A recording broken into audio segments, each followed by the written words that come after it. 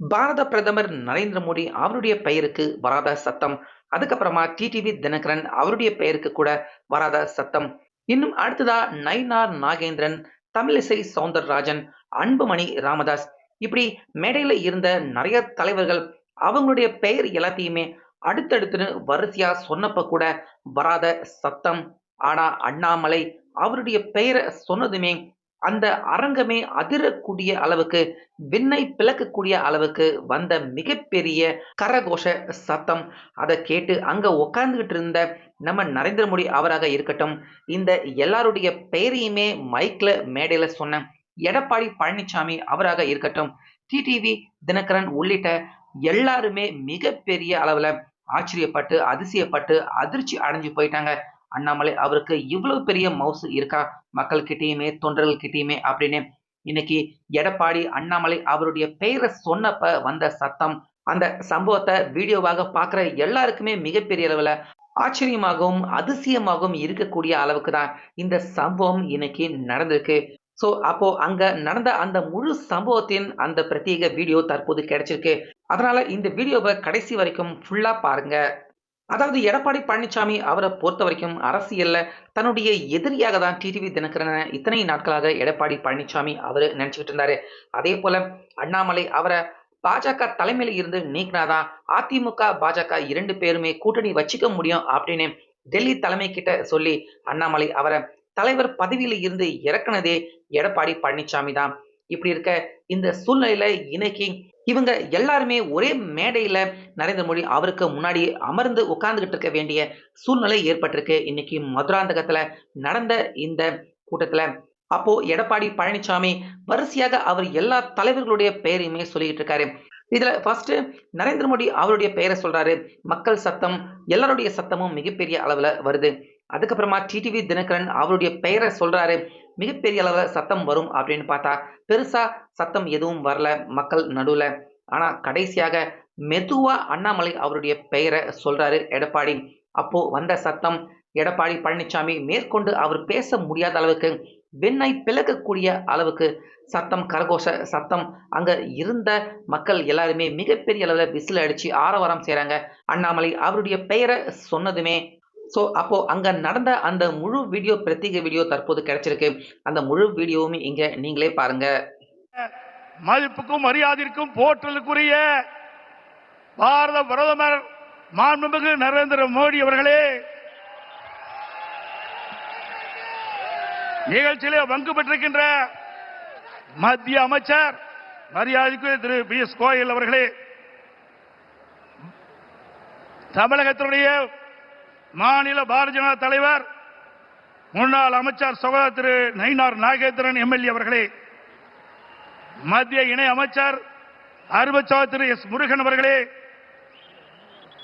பாட்டாளி மக்கள் கட்சியுடைய தலைவர் முன்னாள் மத்திய அமைச்சர் அருமைச்சகோதரர் டாக்டர் அன்புமணி அவர்களே,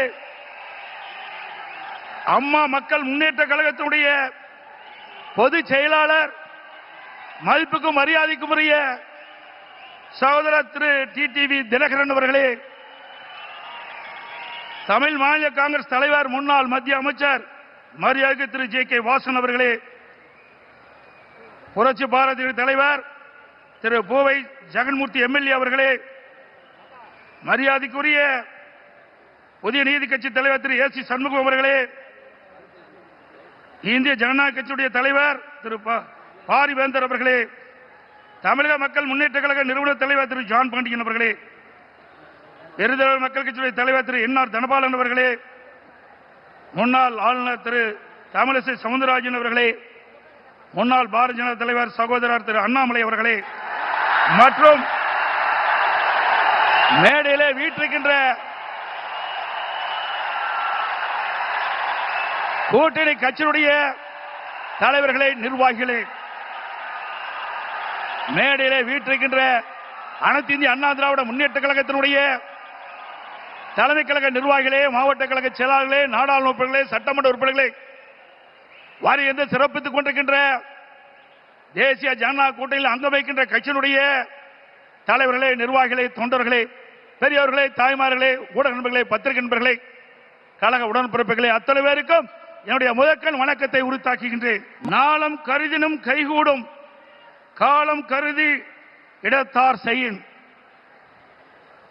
உரிய காலத்தையும் இடத்தையும் தேர்ந்தெடுத்து செயல்பட்டால் உலகத்தையே கையில் அடக்கலாம் என்பது இதனுடைய பொருள். நம்மை எதிர்ப்பவர்கள் எத்தகைய வஞ்சக நெஞ்சம் கொண்டவர்களாக இருந்தாலும் தீயவர்களாக இருந்தாலும் உரிய காலத்தில் உரிய இடத்தில் உரியவர்களோடு ஒன்றிணைந்து உறுதியாக செயல்பட்டால் வெற்றி என்பது நிச்சயம். அத்தகைய தருணம் இப்பொழுது நமக்கு கிடைத்துள்ளது. இன்றைக்கு திராவிட முன்னேற்ற கழகம் ஆட்சி பொறுப்பேற்று 4.25 ஆண்டுகள் ஆகிவிட்டன. 4.25 ஆண்டு காலத்திலே மக்களுக்கு இந்த ஆட்சி கொடுத்தது வேதனை, துன்பம். எல்லா துறைகளிலும் ஊழல், ஊழல் இல்லாத துறையே கிடையாது. மக்களை வாட்டி வதைக்கின்ற அரசாங்கம் தேவையா? சொல்லுங்க, தேவையா? மக்களோட ஆட்சி அகற்றப்பட வேண்டும். ஒரு குடும்பம் வாழ 8 கோடி மக்களை சுரண்டுவது நியாயமா? இன்றைக்கு தமிழகத்தை திரு கருணாநிதியுடைய குடும்பம் ஆட்சியிலே அமர்ந்து கொள்ளையடித்துக் கொண்டிருக்கின்றது. திரு கருணாநிதி அவர்கள் முதலமைச்சராக இருந்தார். அதுக்கு பிறகு ஸ்டாலின் முதலமைச்சராக இருக்கிறார். ஆட்சி பொறுப்பேற்று 4.25 ஆண்டு காலத்திலே அவர் செய்த சாதனை ஒன்றே ஒன்று, ஊழல், ஊழல், ஊழல். இன்றைக்கு திரு ஸ்டாலினுடைய குடும்பம் உலக அளவிலே மிகப்பெரிய பணக்கார குடும்பமாக திகழ்ந்து கொண்டிருக்கிறது. திரு ஸ்டாலினுக்கு பிறகு உதயநிதி ஸ்டாலின் வர வேண்டும் என்று எண்ணுகின்றார். திராவிட முன்னேற்ற கழகத்தில் எத்தனையோ பேர் உழைத்தவர்கள் இருக்கின்றார்கள். அவர்களெல்லாம் வீதியிலே பார்க்கப்படுகிறோம். ஆனால் திரு கருணாநிதி குடும்பத்திலே பிறந்தவர்களுக்குத்தான் அந்த கட்சியிலும் இடம், அதிகாரத்தில் இடம். அந்த அடிப்படையிலே தான் எந்த ஒரு தகுதியும் இல்லாத திரு உதயநிதி அவர்களுக்கு முதலே சட்டமன்ற உறுப்பினர் ஆக்கினார், பிறகு அமைச்சராக்கினார், இப்பொழுது துணை முதலமைச்சராக்கி இருக்கின்றார். அடுத்தது எந்த காலத்துக்கும் எந்த பதவிக்கும் திரு கருணாநிதி குடும்பம் வர முடியாது. வர முடியுமா? இந்த தேர்தல் தான் திமுகவுக்கு இறுதி தேர்தல். தீய சக்தி திமுகவை வீழ்த்துவோம். பொன்மனச்சம்பல் புரட்சி தலைவர் எம்ஜிஆர், இதயம் புரட்சி தலைவர் அம்மா இருவரும் தலைவர்கள் கண்ட கனவை நிறைவேற்றுவோம்.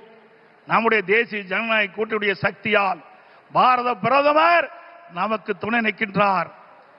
இன்றைக்கு நம்முடைய இயக்கம் வலிமையான இயக்கம். நம்முடைய கூட்டணி வெற்றி கூட்டணி, வலிமையான கூட்டணி. தேர்தல் என்ற போரில் நம்முடைய கூட்டணி கட்சி தலைவர்கள், நிர்வாகிகள், தொண்டர்கள் இரவுகள் வாராமல் தேனீக்களை போல, எறும்பை போல சுறுசுறுப்பாக செயல்பட்டு தேர்தல் போரிலே எதிரிகளை ஓட ஓட விரட்டி வெற்றி கொடி நாட்டுவோம். செய்வீர்களா? இந்த தேர்தலை பொறுத்த வரைக்கும் குடும்ப வாரிசுக்கு முற்றுப்புள்ளி வைக்கின்ற தேர்தல், குடும்ப ஆட்சிக்கு முடிவு கட்டுகின்ற தேர்தல், ஊழல் நிறைந்த ஆட்சிக்கு முடிவு கட்டுகின்ற தேர்தல். இந்த தேர்தல் நம்முடைய வெற்றிக்கு மக்கள் துணை இருக்கின்றார்கள். உறவுக்கு கை கொடுப்போம், உரிமைக்கு குரல் கொடுப்போம் என்ற அண்ணாவின் கொள்கையை உறக்க கூறி பொன்மனச்சம்பல் புரட்சி தலைவர் மற்றும் இதயம் புரட்சி தலைவர் அம்மா வகுத்து தந்த அமைதி, வளம், வளர்ச்சி என்பதை நாங்கள் தாரக மந்திரமாக என்று கூறி எங்கள் பயணத்தில் உறுதியாக எங்களுக்கு ஆதரவு கரம் நீட்டிய பாரத பிரதமர் அவர்களுக்கும் தேசிய ஜனநாயக கூட்டணி கட்சி தலைவர்களுக்கும் தொண்டர்களுக்கும் மீண்டும் ஒருமுறை நன்றி தெரிவித்துக் கொள்கின்றேன். மக்களை காப்போம், தமிழகத்தை மீட்போம். By by Stalin. நன்றி, வணக்கம்.